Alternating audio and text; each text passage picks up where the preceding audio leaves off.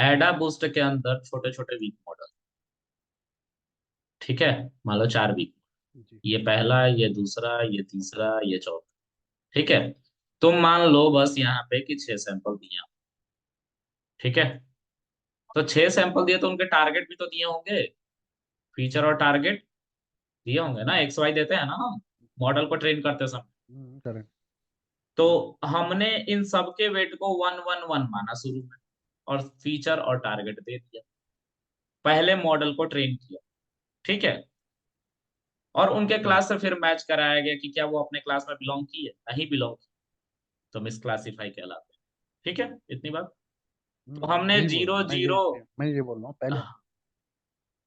हाँ बोलो बोलो, पहले पहले क्या। मॉडल ट्रेन होगा, वो ही डिसाइड करेगा। पहले मॉडल तो ट्रेन होने के बाद में वो डिसाइड होगा कि मिस क्लासीफाई हुआ या नहीं करके। तो अगर प्रॉपर ये उसने भी नहीं तो करा। नहीं हो पा रहा ना कि पूरा मॉडल ट्रेन नहीं हो रहा, तो पार्शियल हो रहा है ना, एक अभी वीक मॉडल, इसलिए मैं पूरा नहीं कह रहा था। पार्सल। हाँ, पार्शियल हो रहा है, ठीक है। अब क्या हुआ कि ये पूरे करेक्ट के पूरे करेक्ट। सैंपल को ऐसे हम बना देते हैं, 3 क्लासेस थे आइरिस डेटा सेट में, तो मैं मतलब मान लेता हूँ कि टोटल सैंपल जो थे वो 6 ही थे। ये दोनों अपनी क्लास से बिलोंग कर गए पहले ही वीक मॉडल की मदद से, वीक मॉडल 1 की मदद से ये अपने क्लास में बिलोंग है, मिसक्लासिफाई कौन हुई, ये 4। तो इनके वेट को गिरा हुआ हम पाएंगे जब हमारा मॉडल ट्रेन होता है। ऐसा थीसिस में लिखा हुआ है कि इनको मिसक्लासिफाई जब किया जा रहा था, तो इनके जो वेट थे 1 से कुछ नीचे हो गया, नीचे गिर गया, ठीक है। और इनके weight perfect as it is रहे। तो क्या किया गया, थोड़ा रिवर्स किया गया, इनके वेट को, जैसे 1 1 है तो इनके वेट को 0.8 कर दिया गया, 0.7 कर दिया गया, ऐसा कर दिया, या 0.8 कर दिया, ऐसा मान थोड़ा थोड़ा गिरा दिया, क्योंकि ये प्रॉपर अपने क्लास में क्लासीफाई, ठीक है। और ये जो थे मिसक्लासीफाई जब हुए थे, इनके वेट गिरे हुए थे, ठीक है। तो इनको क्या किया गया, इनको बढ़ा दिया गया, इनके वेट को क्या किया गया, बढ़ा दिया गया, और बढ़ा के मान लो कि 0.7 था तो इसको 1 कर दिया गया, 0.6 था तो 0.9 कर दिया गया, जीरो पॉइंट हमारा ये 6 था तो इसको भी 0.9 कर दिया गया, 0.7 था तो 1 कर दिया गया, ऐसा कर दिया गया इनके वेट को बढ़ा के। और इनके वेट को, ये प्रॉपरली क्लासिफाई हो गए थे तो इनके वेट को गिरा दिया गया, जिससे कल को कंप्यूटेशन हो तो इसके वेट में ज्यादा फर्क देखने को ना मिले, और ये जो प्रॉपरली क्लासिफाई होगी ये फिर से मिसक्लासिफाई ना हो जाए, इसलिए इसके वेट को गिरा दिया गया मॉडल के द्वारा, ठीक है। अब ये जो मिसक्लासिफाई सैंपल हुए थे, इनके वेट को बढ़ाया गया क्योंकि ये गिर गए थे, क्योंकि इनको फर्दर क्लासिफाई करना है, इन पे एल्गोरिदम चलेगा, इस पे भी चलेगा, लेकिन बहुत कम चेंज आएगा, माइन्यूट चेंज आएगा, क्योंकि ये ऑलरेडी क्लासिफाई हो गया अपनी क्लास। तो यहाँ पे अब इन सब को, ये चारों चारों मिसक्लासिफाई, इनके वेट को बढ़ाया गया, लेकिन अब जो दूसरा वाला ये वीक मॉडल है, वीक मॉडल 2, इसको भी ये पूरा का पूरा डेटा ही दिया जाएगा, इसीलिए इसके वेट को घटाया गया और इसके वेट को बढ़ाया गया, क्योंकि ये चारों मिसक्लासिफाई हुआ था, ये प्रॉपरली क्लासिफाई, तो ये पूरा का पूरा डेटा वीक मॉडल 2 को दिया जाएगा। अब वीक मॉडल 2 क्या करेगा, इस डेटा को के ऊपर फिर से मॉडल ट्रेन कराएगा। अब जब मॉडल ट्रेन कराएगा तो इसमें से मान लो कि ये जो है अपने क्लास में और ये जो है अपने क्लास में क्लासिफाई हो गया, 1 1 क्लास में क्लासिफाई, ठीक है। मिस क्लासिफाई ये हुए, तो अब इसके साथ साथ, इस ऊपर वाले के साथ साथ इसके भी वेट को थोड़ा थोड़ा कम किया जाएगा और इसके वेट को बढ़ाया जाएगा, क्योंकि ये गिरा हुआ हो। समझ में आ रही बात गाइस। हाँ ना, नहीं आ रहा, अरे बोलो, गांव वालों सो गए, हेलो। आगे सर, मतलब पहले जो ऊपर जो परसेंट जो पहले होगी थी वो वापस से उनका वेट चेंज होगा फिर हाँ, इनका वेट कम दूसरे किया वेट। जाएगा फिर से, क्योंकि अब इसके ऊपर मॉडल ट्रेन करना है, मतलब ये दोनों मिसक्लासिफाई होते हैं, इनको इनके क्लास में भेजना है, तो इनके वेट को फिर से बढ़ाया और इनको कम किया जाएगा, अब इन 4 को कम किया जाएगा इनके वेट को, क्योंकि ये ऑलरेडी क्लासिफाई हो चुके हैं, ठीक है। तो फिर से ये पूरा का पूरा सैंपल, ये पूरा का पूरा सैंपल वेट को एडजस्ट करके तीसरे वीक मॉडल को दिया जाएगा और फिर से वो ट्रेनिंग, ठीक है। तो ऐसे वीक मॉडल एडा बूस्ट के अंदर काम करता है। और यहाँ पे इसीलिए बूट स्ट्रैप डेटा सेट नहीं बनता है, बूटस्ट्रैप डेटा सेट नहीं बनता है। क्योंकि बूटस्ट्रैप का काम क्या था? बूटस्ट्रैप का काम ये था कि कॉपी पेस्ट करके 150 सैंपल बनाकर सभी वीक मॉडल को, ठीक है, उसमें डुप्लीकेट वैल्यू भी जाएंगी, कुछ भी जाएगा, है ना। लेकिन यहाँ पे ऐसा नहीं हो रहा है, यहाँ पे पूरा का पूरा डेटा जा रहा है, लेकिन वेट का खेल आ रहा है कि वेट को एडजस्ट करके भेजा जा रहा है पूरे के पूरे डेटा को। बार बार यहाँ पे कुछ और वेट था, फिर वेट को अपडेट करके आगे वाले मॉडल को भेज दिया गया पूरे 150 सैंपल। फिर उसके बाद वेट को अपडेट करके यहाँ पे पूरे 150 सैंपल भेज दिया गया, फिर यहाँ पे भी वेट को अपडेट करके इस मॉडल को भेज दिया गया, इस पूरे 150 सैंपल। तो इस तरह से ये वीक मॉडल हमारा, सॉरी, एडाबूस्ट हमारा ट्रेन, और वीक मॉडल ऐसे हमारे डेटा सेट पे काम, इसलिए यहाँ पे बूटस्ट्रैप का कॉन्सेप्ट नहीं। ये समझ में आ रहा है? हम्म। Yes sir. ओके। तो अब इसको एक बार देख लो। यही जो कॉन्सेप्ट अभी मैंने पढ़ाया है ना, यही कॉन्सेप्ट डीप लर्निंग में यूज हो। डीप लर्निंग वेट पे ही काम करता है, ठीक है। तो एक डीप लर्निंग में जो मॉडल ट्रेनिंग होती है तो वहां पे वर्बोस वगैरह होता है, पहला टच यहीं पे दिया गया है deep learning.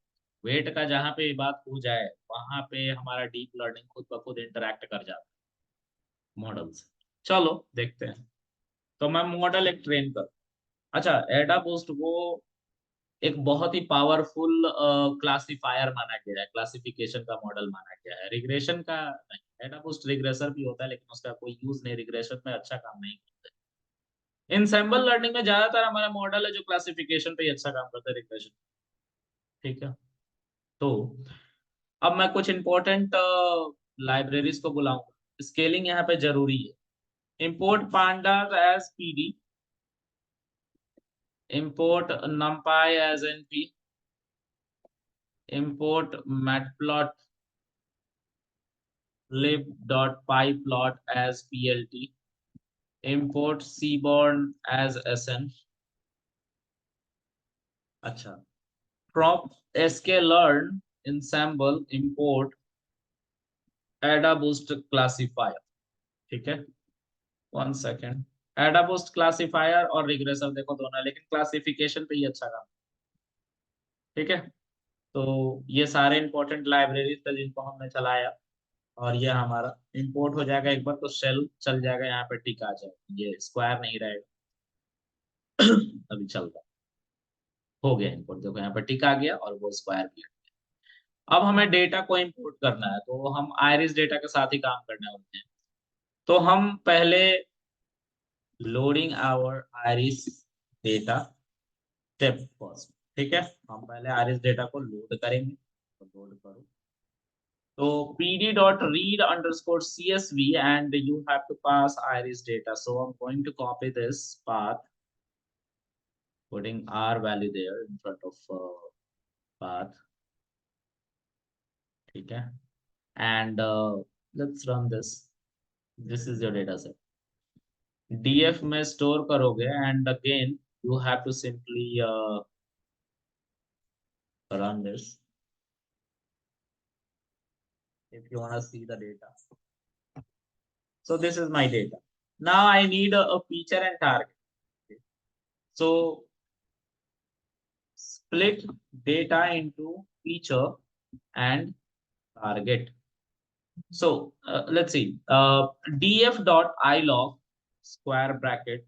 I need all the rows. सभी रो हमें चाहिए 50, 150 के 50 रो, ठीक है। और हमें शुरुआती 4 कॉलम चाहिए जो हमारा फीचर बने, ठीक है। तो ये 0 इंडेक्स पे है और ये -1 इंडेक्स पे, तो 0 से लेके -1 तक जाएंगे जिसमें ये वाला एक्सक्लूसिव होगा लास्ट वाला, बाकी ये सब के सब आ जाएंगे। तो I will mention here 0 colon, अगर तुम 0 नहीं लिखना चाहते हो तो नहीं लिख सकते, कोई जरूरी नहीं है, -1 में भी लिखना पड़ता। तो ये 4 कॉलन आ जाए, ठीक है। यही तुम्हारे फीचर्स है। अगर तुम्हें 0 हटा दो तो फिर भी सेम है। और अगर इनको तुम्हें 2D एरे में कन्वर्ट करना है तो डॉट वैल्यूज लिखोगे तो ये 2D एरे में पिक्चर में कन्वर्ट हो, और इसी को तुम्हें एक्स में स्टोर कर, दिस इज योर फीचर। अब ये तुमने स्प्लिट किया फीचर, अब टारगेट को भी स्प्लिट करो, मतलब इस डेटा फ्रेम में से टारगेट स्पीसीज को। तो डीएफ डॉट आई लॉग सब कुछ सेम रहता है, यहाँ पर थियरी होती है, मतलब 5-5 6-6 दिन तक इंसान थियरी पे काम करता है और फिर 1-2 दिन लगता है उसको मॉडल ट्रेन करने में। मतलब जितना खेल है यहाँ पे सोचने पे कि कितना टाइम में तुम्हारा थियरी कंप्लीट हो रहा है। ठीक है, इसीलिए इसको एक्सपेरिमेंटल सेगमेंट में आज भी रखेंगे, आज भी इस पे एक्सपेरिमेंट। ठीक है, और आगे भी होता रहे जब तक हमें अल्ट्रॉन जैसा कुछ रोग बना दे। ठीक है, तो सारे रोज चाहिए और लास्ट वाला कॉलम चाहिए इस बार, और हमें वो 1D एरे में चाहिए, इसलिए हमने यहाँ पे कॉलम नहीं लगाया। अगर कॉलम लगा देते तो 2D में मिलेगा। तो let's run, and if you want see why, see this is your 1D array, एक ब्रैकेट। नाउ मैं इसको हटा देता हूँ। अब जो है हम अपने डेटा को दो पार्ट में तोड़ेंगे, ट्रेनिंग टेस्टिंग। ठीक है, कि हम बाद में चल के एक्यूरेसी को चेक कर पाए। तो split data into training and testing. Okay, तो from sklearn I guess model selection import train test split, यही होगा ट्रेन टेस्ट स्प्लिट। यस, इसी के अंदर। तो ट्रेन टेस्ट स्प्लिट के अंदर pass your X and Y, and तुम चाहो तो अपना ट्रेनिंग साइज दे सकते हो, which is I am going to mention 0.70, यानी कि 70% ओवरऑल डेटा का। और बार बार डेटा बदले ना, इसीलिए रैंडम स्टेट 42 मेरा lucky number. X train, X test, y train, and y test. Yes. Now x train is a 2D array और y train भी, oh sorry, y train भी हमारा 2D array, sorry 1D array, feature end. इसको use करके हम going to train my model. Okay, हम इसको use करके अपना मॉडल ट्रेन करें। तो अब मॉडल ट्रेन करने के लिए I have to create a object first, which is model. I am going to assign a variable model, और इसको मैं एड अ बूस्ट दूंगा। एंड यहाँ पे भी देखो वीक मॉडल बनते हैं, तो यहाँ पे एन एस्टिमेटर्स जो है, यानी कि वीक मॉडल बाय डिफॉल्ट 50 बनते हैं। याद करो फिर से, एडा बूस्ट सॉरी रैंडम फॉरेस्ट के अंदर बाय डिफॉल्ट 100 बेस एस्टिमेटर यानी कि वीक मॉडल बनते थे बाय डिफॉल्ट, उसको हम बढ़ा घटा सकते। लेकिन वहां पे हम वीक मॉडल को नहीं बता सकते, वीक मॉडल वहां पे by default decision tree use हो। फिर आया बैगिंग।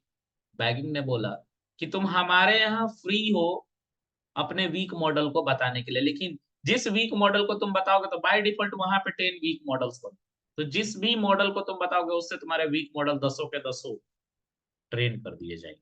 तो तुम उसको भी बढ़ा घटा सकते हो, 10 20 30 40 50, जो भी जितने भी बेस एस्टिमेटर तुम रखना चाहते हो, एन एस्टिमेटर्स। ठीक है, यहाँ पे एक लर्निंग रेट का भी कॉन्सेप्ट है, ये सब डीप लर्निंग से तुम्हें जोड़ देता है ले जाए। यहाँ पे वर्बोस का भी कॉन्सेप्ट होगा कहीं पे। ठीक है, तो ये तुम्हें डीप लर्निंग से ले जाके जोड़ देता है, ये ऐसा मॉडल। ठीक है, क्योंकि लर्निंग रेट वगैरह का कॉन्सेप्ट वहीं पे यूज होता है डीप लर्निंग का। ठीक है, देखो यहाँ पे बेस एस्टिमेटर है जो डेप्रिकेट हो चुका है, पहले बेस एस्टिमेटर ही आता था एन एस्टिमेटर की जगह। ठीक है, लेकिन डेप्रिकेट हो गया। ठीक है, एनीवेज चलो देखते हैं। ओके, तो मैं इसके अंदर भी अपना वीक मॉडल दे सकता हूँ। इस वीक मॉडल से हम अपना मॉडल ट्रेन करना है, क्योंकि है तो एक स्ट्रॉन्ग मॉडल, इसके अंदर छोटे छोटे वीक मॉडल्स बनेंगे। तो तुम यहाँ पे भी अपने वीक मॉडल को बता सकते हो।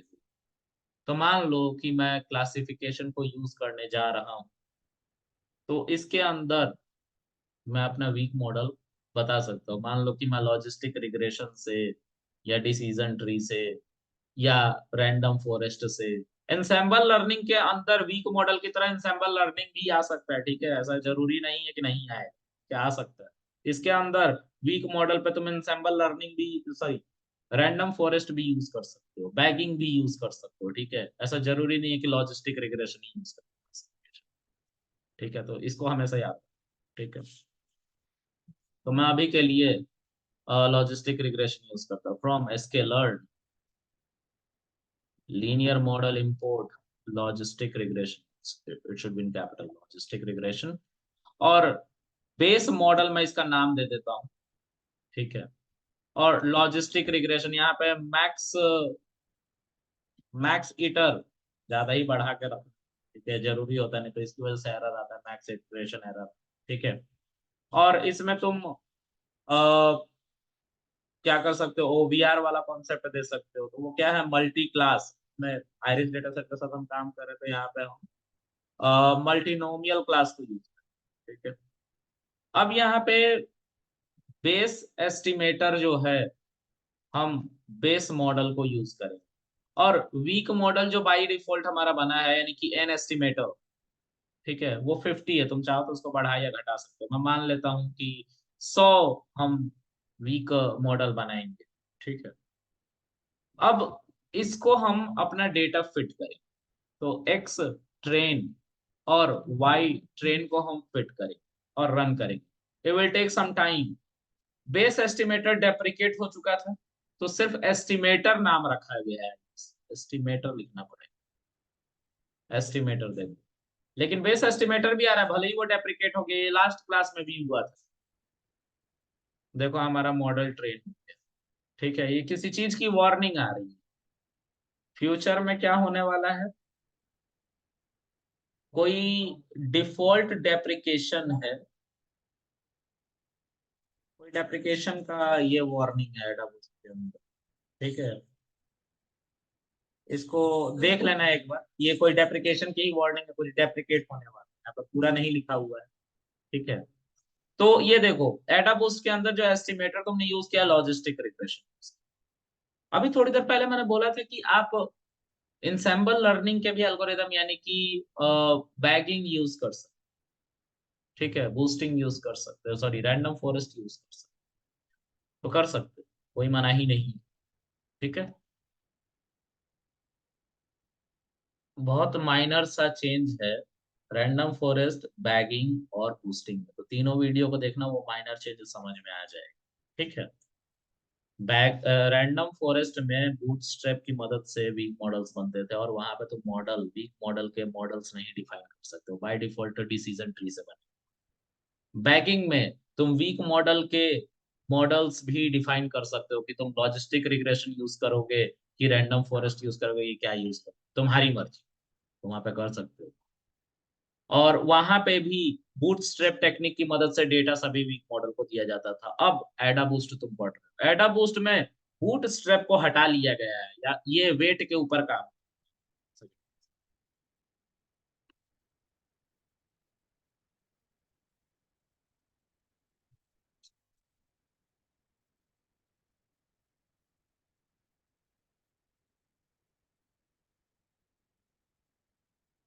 तो यहाँ पे हमारा जो वीक, सॉरी बूटस्ट्रैप टेक्निक थी, उसको हटा लिया गया। यहाँ पे हम अपना एल्गोरिदम भी दे सकते हैं वीक मॉडल को, और बूटस्ट्रैप का भी इस्तेमाल नहीं हो रहा है, ठीक है। तो ये ज्यादा पावर, ठीक है, क्योंकि ये वेट के प्रिंसिपल पे काम कर रहा है, ठीक है। ओके, अब जो है मॉडल को हम प्रिडिक्शन, हम इससे कुछ मांगते हैं, जैसे कोई सैंपल का, तो फिर से वही काम करेंगे, ठीक है। हम सैंपल अपना डेटा सेट में से ही लेके आएंगे। तो this is my data set का सैंपल, हम पहला वाला उठा लेते हैं यहाँ से, ठीक है, जो आइरिस डेटा, आइरिस सितोसा से बिलोंग कर रहा है, ठीक है। Let's create a sample. यहाँ पे हमने सैंपल रखा, आइरिस सितोसा को हटा देते हैं, I don't need this, I need sample, और कॉमा लगाएंगे।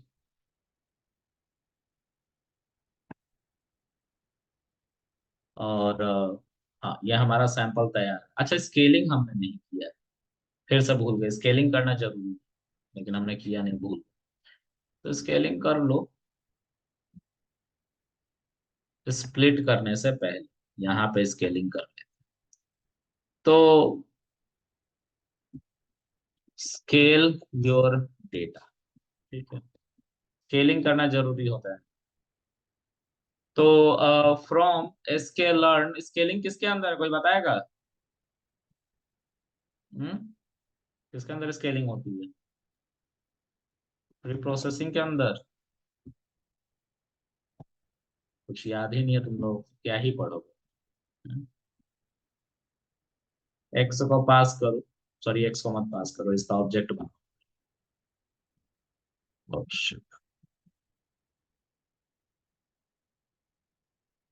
एससी नाम के वेरिएबल में रखो, और एससी को तुम फिट करो एक्स से। सिर्फ फीचर को स्केल किया जाता है टारगेट, ठीक है। और जब ये स्केल हो जाएगा तो एक्स अंडरस्कोर एससी नाम के वेरिएबल में इसको रख सकते, रीडेबिलिटी के लिए SC। और तुम इसको प्रिंट करके देखना चाहो तो यू कैन सी, ठीक है। अच्छा, एक गलती होगी, फिट अंडरस्कोर ट्रांसफॉर्म, ये सबसे पहला दिन फिट अंडरस्कोर ट्रांसफॉर्म, ठीक है। तो फिट अंडरस्कोर ट्रांसफॉर्म, ये हमारा डेटा स्केल हो गया पूरा का पूरा एक्स। अब इस एक्स अंडरस्कोर एससी को हम इस एक्स की जगह पे पास करेंगे, क्योंकि हमने अभी स्केल किया और उसको एक्स अंडरस्कोर एससी के अंदर स्टोर किया। तो अब रन करो। अब हमारा जो मॉडल है वो स्केल्ड डेटा पे ट्रेन हुआ, ये हमारा मॉडल स्केल्ड डेटा पे ट्रेन हुआ है। तो मॉडल से जब तुम प्रिडिक्शन मांगते हो तो तुम्हें डेटा को स्केल करके देना पड़ता, ठीक है। तो इसको स्केल करने के लिए सैंपल को तुम्हें एससी वाला ही ऑब्जेक्ट बुलाना पड़ेगा, और उसको इस बार ट्रांसफॉर्म की हेल्प से सैंपल को उसमें पास करोगे और you will get this kind of data, ठीक है। यहाँ पे फिट अंडरस्कोर ट्रांसफॉर्म नहीं, क्योंकि पुराना ही स्केल को यूज करके इस नए सैंपल को वो स्केल करेगा, ठीक है। अब तुम क्या करोगे, इसको हम अपने मॉडल को पास करेंगे और बोलेंगे प्रिडिक्ट करके बताओ कि क्या आएगा इसके आंसर। तो इसको तुम एक third variable sample underscore SC नाम के वेरिएबल में स्टोर कर लो, और यहाँ पे उसी सैंपल अंडरस्कोर एससी को पास करो एंड सी आरएससी को ऐसा बता रहा है। अब हम जानने में इंटरेस्टेड है कि कितना परसेंट हमारा मॉडल श्योर है कि ये आरएससी तोसा से बिलोंग करेगा। तो आरएससी तोसा 0 इंडेक्स पे था, ये पहला क्लास है। फिर इसके बाद दूसरा क्लास, 3 क्लासेस से, तो ये 0 इंडेक्स पे। तो 0 इंडेक्स की प्रोबेबिलिटी बढ़ी हुई आएगी, 3 हमें प्रोबेबिलिटी मिलेगी और 0 इंडेक्स की प्रोबेबिलिटी हमारी बढ़ी हुई आएगी, ठीक है। सबसे बड़ी प्रोबेबिलिटी जो आएगी वो 0 इंडेक्स की प्रोबेबिलिटी आएगी। सी कैसे, मॉडल डॉट प्रिडिक्ट प्रोबा करके एक हमारे पास मेथड है, इसके अंदर तुम्हें अपने सैंपल को पास करना है and it will give you, देखो ये कह रहा है कि 35% हम श्योर। सर ये तो खराब हो गया रिजल्ट, हमने बोला खराब तो हो गया, तो क्या करें। तो सर वीक मॉडल को बदलो, वीक मॉडल बदलोगे तो सही, ठीक है। ये खराब प्रोबेबिलिटी, ठीक है, क्योंकि हमने अभी इसको रैंडम फॉरेस्ट को देखा था, इसमें भी हमने एक सैंपल के बारे में पूछा था, ठीक है। एक सैंपल हमने पूछा था, पहला ही वाला सैंपल था वो भी, ठीक है। कहाँ गया,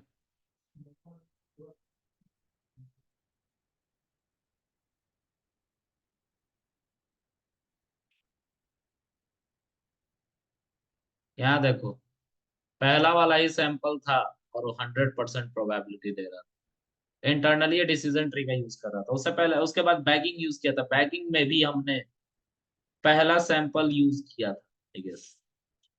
ये देखो आईरिस को सब प्रिडिक्शन के बाद, और उसकी प्रोबेबिलिटी देखो 97%। तो यहाँ पे मॉडल की खराबी नहीं है, हमारा एडा बूस्ट खराब नहीं है, एडा बूस्ट के अंदर जो वीक मॉडल है उसकी वजह से ये प्रॉब्लम। तो हमें मॉडल बदलने की जरूरत है। अच्छा देखो कैसे इसको हम एक अच्छे रिजल्ट में कन्वर्ट करते हैं। तो मैं क्या करता हूँ, इन सबको एक साथ पहले लिखता हूं, ठीक है, जिससे समझने में आसानी। तो ये हमारा पूरा का पूरा मॉडल है, इसको कॉपी करो और यहाँ पे रख दो।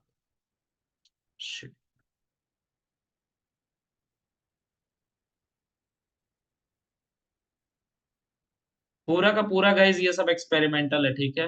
तो कोई कुछ भी कह रहा है उसके बाद वो जरूर ये बोलता है कि आप अपने डेटा के साथ अपना मॉडल ट्रेन करके देखो। अगर ये आप काम नहीं कर रहे हो तो फिर दिक्कत है, ठीक है। कोई कुछ भी कह सकता है इसे, क्योंकि ये पूरा एक्सपेरिमेंटल है, इसमें किसी की गलती नहीं है। अगर रिजल्ट खराब आ रहा है तो इसका मतलब ये नहीं कि सामने वाला नहीं जानता, इसका मतलब ये है कि एक्सपेरिमेंटल है, स्टेटिस्टिक पे काम कर, तो वैसे ही इसको देख।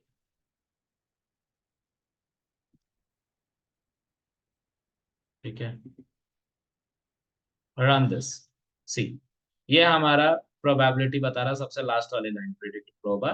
ठीक है, अगर आप प्रिंट कराओगे इन सबको तो ये आप लोगों को सब कुछ बता, तो यहाँ पे स्केल हुआ है हमारा डेटा, सिंपल। आप प्रिंट करोगे तो ये स्केलिंग के बारे में बताएगा। ठीक है, फिर उसके बाद ये जो है हमारा प्रोबेबिलिटी नहीं, हमारा क्लास बताता है कि आयरिस सितोसा है। ठीक है, आयरिस सितोसा यहाँ पे आ रहा है, और इसको जब आप प्रिंट करोगे तो ये हमें प्रोबेबिलिटी बताएगा, तो ये ऑलरेडी बता रहा है क्योंकि सबसे आखिर में लिखा है। ठीक है, ये हमें बता रहा है।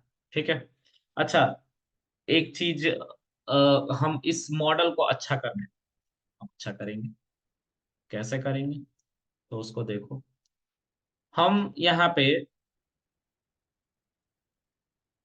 लॉजिस्टिक रिग्रेशन की जगह पे ensemble लर्निंग यूज करते हैं, from sklearn dot linear model import, sorry linear model कह रहा हूँ, ensemble import random forest classifier. ठीक है, अब बेस मॉडल पे हम रैंडम फॉरेस्ट क्लासिफायर को इस्तेमाल कर, यहाँ रैंडम फॉरेस्ट क्लासिफायर। ठीक है, अब बस चला दो ऐसे, देखो प्रोबेबिलिटी 100%। अब इसमें दिक्कत पता है कुछ नहीं है, इसमें इसमें एक ट्रिक है बस, रैंडम फॉरेस्ट पहले भी 100% बोलता है जब रैंडम फॉरेस्ट स्ट्रॉन्ग मॉडल की तरह यूज हो, और अब तो हमने एडाबूस्ट के अंदर रैंडम फॉरेस्ट डाल दिया, तो ये रैंडम फॉरेस्ट इंटरनली देखो, तीन मॉडल ट्रेन हो रहे हैं। एक एडाबूस्ट के अंदर बेस मॉडल पे है रैंडम फॉरेस्ट, और रैंडम फॉरेस्ट कितने बने हैं, 100, और 100 रैंडम फॉरेस्ट के अंदर फर्दर 100 वीक मॉडल्स बने जो डिसीजन ट्री पे बने।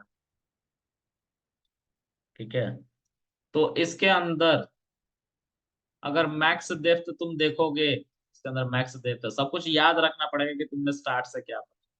तो मैक्स डेप्थ लेट से हम 1 रख लेते हैं, तो फिर से ट्रेन करो मॉडल। देखो it will take some time, क्योंकि इस बार क्या हो रहा है कि ये मैक्स डेप्थ 1 तक ही जा रहा है, तो ये प्रोबेबिलिटी कैलकुलेट करा, बहुत टाइम लगा क्योंकि 100 मॉडल्स बन। ठीक है, ये देखो 57, क्योंकि तुमने यहाँ पे मैक्स डेप्थ 1 ही किया, पहले क्या होता था ये लास्ट तक चला जाता था डेप्थ को वो कैलकुलेट करते करते। ठीक है, पूरा डिसीजन ट्री बनाता था लंबा सा एकदम, कि हाँ लास्ट तक लीफ तक जाता था। अभी मैक्स डेप्थ तो 1 ही था इन वीक मॉडल के अंदर, पहला रैंडम फॉरेस्ट के अंदर, ऐसे 100 रैंडम फॉरेस्ट इस एडा बूस्ट के अंदर। तो 100, एक रैंडम फॉरेस्ट के अंदर 100 वीक मॉडल है, देखो यहाँ पे 100 वीक मॉडल है डिसीजन ट्री के। तो अगर एडा बूस्ट के अंदर ही तुमने रैंडम फॉरेस्ट यूज कर लिया और 100 रैंडम फॉरेस्ट बनाए, तो कितने हमारे डिसीजन ट्री बने हो, कोई बताएगा हमें? हाँ, सो रहे हो सब, कुछ समझ में आ रहा है? 10,000 सर। 10,000, 10,000 डिसीजन ट्री हमारे बने हैं, और उनको हमने मैक्स डेप्थ 1 तक ही ट्रेन किया है। अगर हम चाहें तो इसकी प्रोबेबिलिटी और बढ़ा सकते हैं, इसको मैक्स डेप्थ 2 करके। ये पूरी तरह एक्सपेरिमेंटल, बढ़ेगा कि घटेगा वो मुझे नहीं, मैं 2 लिख रहा हूँ। ठीक है, देखो बढ़ गया 2 पे, अगर 3 लिखूंगा तो हो सकता है बढ़ जाए या घट जाए, पूरी तरह एक्सपेरिमेंटल है, इसमें कोई कुछ नहीं कह रहा है, कोई कुछ नहीं कर रहा है, एक्सपेरिमेंट हम कर रहे हैं। देखो 3 पे और ज्यादा प्रोबेबिलिटी। ठीक है, 4 लिखोगे तो और प्रोबेबिलिटी बढ़ जाएगी। ठीक है, और अगर तुम 5 लिखोगे या 10 लिखोगे तो फिर 100% आने लग जाए, लो आ गया 100%। ठीक है, तो ये मॉडल ऐसे ही काम है। समझ में आ रहा सबको? हम्म, यस सर। लो, चलो मैं भी पूछ लो थोड़ा तुम लोगों से। हाँ, तो आकाश राजपूत क्या समझ में आया? कुछ नहीं यस, आया? काम हो रहा अच्छा, बोलो बोलो, सुन रहा हूँ, म्यूट क्यों कर दी, तुमने बोला ही नहीं। है। आउटलायर होगा तो फर्क पड़ेगा फिर इसमें। बिल्कुल एग्जैक्टली। पड़ेगा। आउटलायर होगा तो बिल्कुल फर्क पड़ेगा, इसीलिए तो हम उसके प्री प्रोसेसिंग करते हैं, डेटा एनालिसिस इसीलिए सिखाया था कि आप पहले आउटलायर को हटाएं। ठीक है, जिसमें IQR के बारे में सिखाया था, और मैंने Q1 Q2 Q3, जिसको IQR में कह एक रहा हूँ। किसी जी, एक उसमें होगा आउटलायर, तो भी जो पूरी फर्क रो पड़ेगा निकाल, भाई। नहीं नहीं, सी, अगर कहीं पे भी आउटलायर होगा फर्क पड़ेगा, आपको वो आउटलायर को फिर हटाना ही होता है। वो पूरी रो ठीक है, हटेगी ना फिर। नहीं, हाँ, पूरी रो हटेगी। राइट, तो वो हम डेटा एनालिसिस में सीख लेते हैं, ऐसा कोई दिक्कत नहीं। ठीक है, चलो। अब विकास, कैसे हो मास्टर साहब? सर बढ़िया। तुम ही जी रहे हो जिंदगी है, मैं तो मिस कर रहा हूँ ड्यूकेट को। मन तो करा ड्यूकेट आ जाता। सर हाँ, अ, इसमें सर जैसे ये मॉडल तैयार हुआ है तो जो ये मैच डेप्थ ये बार हम चेंज करते रहे और ये हमारे वैल्यू बार बार चेंज हो रही नीचे मतलब बेस्ट रिजल्ट निकाल के दे रहे। तो पूरे मॉडल में हम हम्म, कौन से मैक्स डेप्थ की वैल्यू रखें कि हमें बेस्ट वो रिजल्ट्स यार निकाल देखो, के मैक्स देगी। डेप्थ की वैल्यू तुम्हें देखनी पड़ेगी, एक स्पेसिफिक डिसीजन ट्री बनाएगी कि उसकी कितनी डेप्थ जा रही है। लेकिन मैक्स डेप्थ रखने से तुम्हारा मॉडल ओवरफिट हो सकता है, ये मैंने डिसीजन ट्री में बताया। ठीक तो है। ज्यादा ज्यादा हम अगर मैक्सिमम डेप्थ रखेंगे तो बेस्ट एक रहेगा काम या। करो, तुम एक काम करो, तुम्हें अगर नहीं पता चला कितना मैक्स डेप्थ रखना है ना, तो तुम ये कर दो, इससे बड़ी वैल्यू तो नहीं रखोगे ना मैक्स डेप्थ की। नहीं सर।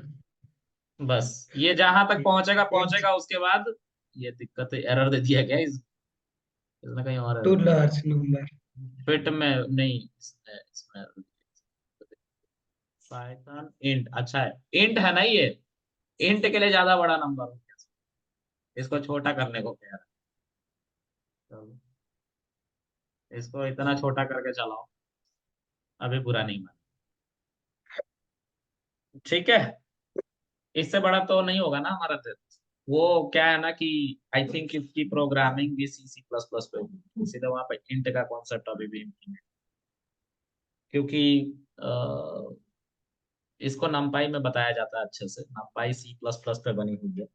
तो वहां पे इंट का मतलब इंट होता है प्रॉपर सी वाला।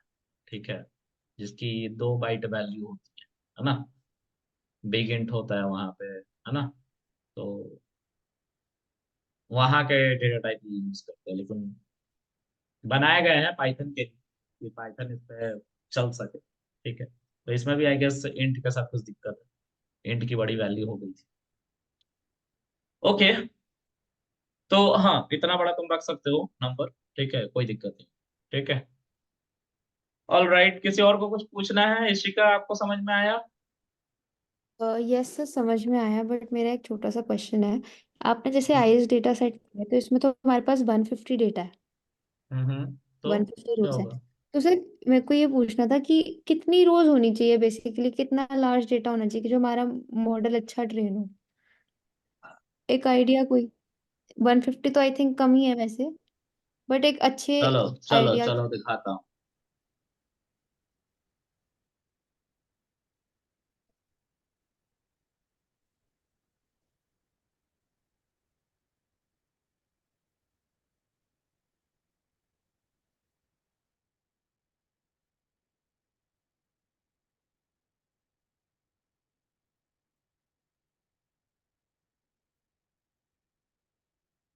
एक मॉडल है जनरेटिव एआई का, इसमें लामा मॉडल के बारे में मैंने बताया होगा, इसमें 70 बिलियन टोकन यूज किए। 70 बिलियन, 70 बिलियन डेटा। समझ में आ रहा है? इससे बड़ा कोई मॉडल नहीं, मतलब सेवन इतने, इससे ज्यादा टोकन वाले, इससे ज्यादा डेटा वाले। ठीक है, तो तुम जितना मर्जी उतना बड़ा डेटा डाल सकते हो, इसके बारे में दिखा। देखो, ये 7 बिलियन दिखा रहा है, 7B का मतलब होता है 7 बिलियन। ठीक है, तो यहाँ पे लामा 2, ये देखो 70 बिलियन। 70B का मतलब है 70 बिलियन डेटा के साथ ये ट्रेन हुआ है। यहाँ पे देखो लिखा हुआ है, Llama 2 is a collection of pre train और fine tune generative text model ranging in scale of 7 billion to 70 billion parameters. ठीक है, ये इसके यस 3 सर। पार्ट दिख रहे हैं तुम्हें। ठीक है, ये 7 बिलियन, 13 बिलियन और 70 बिलियन। ठीक है, जब तुम चैट जीपीटी पे क्वेश्चन पूछती हो ना, तो जब तुम लिखती हो this is Ishika, this is Ishika, ठीक है, 3 उसमें टोकन्स है। ठीक है, यस। तो अगर तुम 4000 से ज्यादा बड़े टोकन वाले क्वेश्चन पूछोगी, तो ये मॉडल जो है, ये सारे का सारा मॉडल मना कर देगा, सॉरी हम नहीं बताएंगे। ठीक है, क्योंकि उससे ज्यादा ये टेक्स्ट नहीं एक्सेप्ट कर सकते। 4000 टोकन तक ही टेक्स्ट को एक्सेप्ट करेगा और उसी पे आंसर जनरेट कर, चैट जीपीटी के साथ नहीं। ओके। लेकिन AWS के अंदर, बेड रॉक सर्विसेज के अंदर 8000 टोकन को भी सपोर्ट कराया गया, 4000 का डबल। ठीक है, I think bed rock documentation, इसमें 8000 टोकन को भी यूज कराया गया है। देखना पड़ेगा यार, 8K टोकन।